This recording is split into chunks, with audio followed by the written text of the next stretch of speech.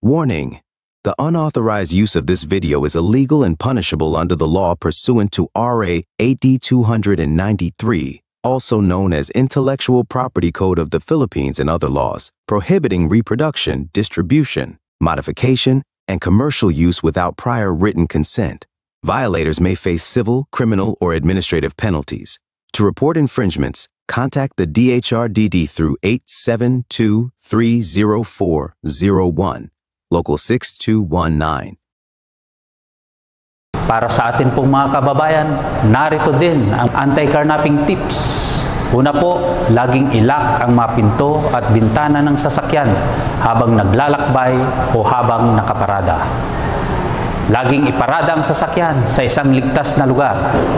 Iwasan ang pag-iwan ng mga mahahalagang gamit sa loob ng sasakyan upang maiwasan ang tukso. Iwasan ang paghinto o pagparada sa mga liblib na lugar. Iwasan ang pagtigil at pakikipag-usap sa mga hindi kilalang tao.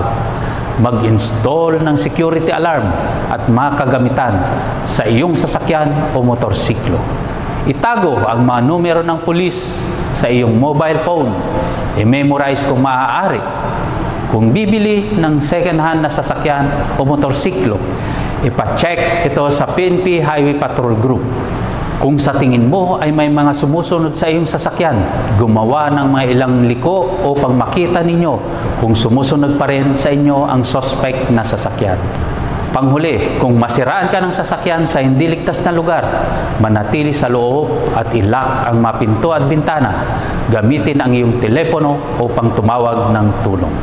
Para sa mga karagdagang mga katanungan, maaari kayong bumisita sa aming tanggapan sa Highway Patrol Group Headquarters dito sa Camp Crame, o maaari kaming makontak sa mga sumusunod na numero: 0998-598-8171 o di kaya 0906-374-5375.